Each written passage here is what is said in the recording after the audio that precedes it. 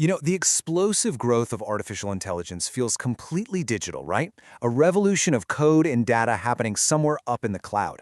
But today, we're going to explore its physical reality, the complex and, frankly, fragile infrastructure that makes it all possible.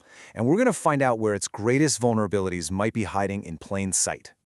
We really do tend to think of AI as something that's almost weightless, something that just exists digitally. But the truth is, this entire revolution is built on a very real, very physical foundation, and that foundation is starting to show some serious signs of stress. So, here's our roadmap. We'll start with AI's core physical paradox. Then we'll zero in on a single geopolitical choke point. From there, we're going to trace an unexpected supply chain, map out the disruptions, look at how corporations are responding, and then wrap up with the new reality this is all creating. Okay, first up, we really need to get our heads around AI's physical paradox. The idea itself is pretty simple, but the implications are huge. For all its digital power, AI is completely dependent on a massive physical world. Think about it. Every single GPU, every data center, every piece of high-bandwidth memory. It's all the end result of these enormous, stable, and predictable global supply chains. These chains deliver everything from specialty gases to electricity and water, creating a fundamental dependency that we often just don't see.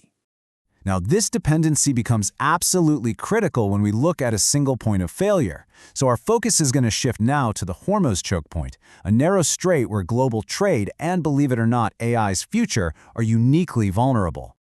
As of March 2026, we're seeing major disruptions right here. New restrictions on which vessels can pass through have dramatically cut down traffic. And while this might feel like a distant geopolitical issue, its effects are already rippling directly into the heart of the tech industry. To really understand the scale of this choke point, just consider this. The Strait of Hormuz handles about 20% of all global oil transit.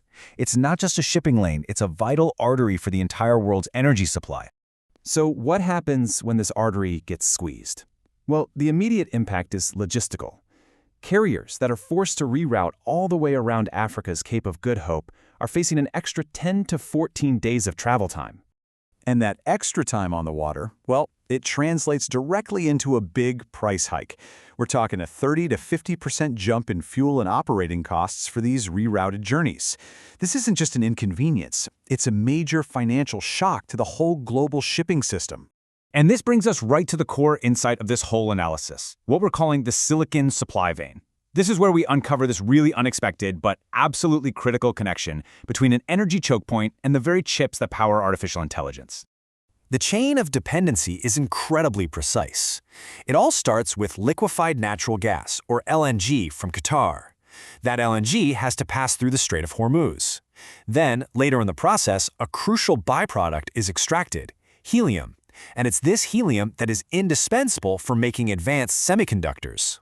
So why is this one gas so important? Well, helium is a true workhorse in chip manufacturing. It's used for ultra-precise cooling, for creating these sterile, contaminant-free environments inside the machines, and in the incredibly complex lithography process that actually etches the circuits onto silicon. Without a stable supply, chip production slows down and quality suffers. So this dependency on helium leads directly to what we call cascading disruptions. We can now trace exactly how this single point of failure is sending ripples through the entire AI ecosystem. The big picture effect is really clear. The Global Supply Chain Stress Index, which is a key measure of all these delays and costs, has now shot back up to levels we haven't seen since the peak of the post-pandemic crunch. So this isn't a theoretical problem. It's a measurable, system-wide stress event happening right now. For businesses on the ground, the contrast is stark. We've gone from a world of stable costs and predictable project timelines to one of extreme volatility. Energy costs are swinging all over the place, critical materials are getting harder to find, and the timelines for building out new AI infrastructure are suddenly in jeopardy.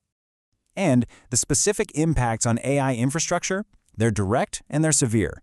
We're talking higher electricity bills for data centers, lower production yields at major chip foundries, potential shortages of that crucial high-bandwidth memory, and delays in getting the equipment for new factories. Literally every part of the physical stack is feeling the squeeze. The response we're seeing from corporations and even governments has been a fundamental strategic shift.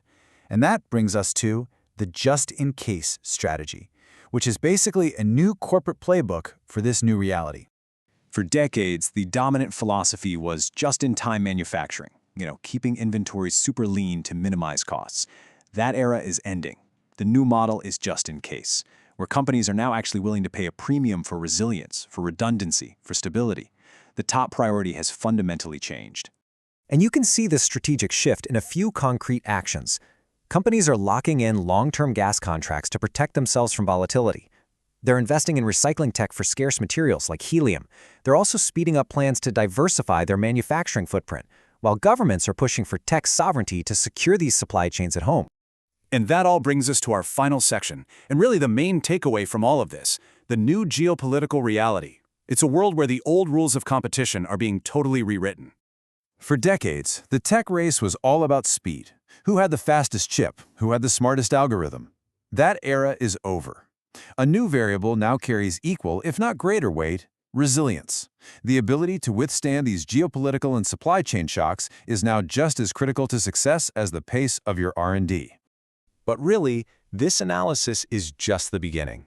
It raises a critical question for all of us to think about.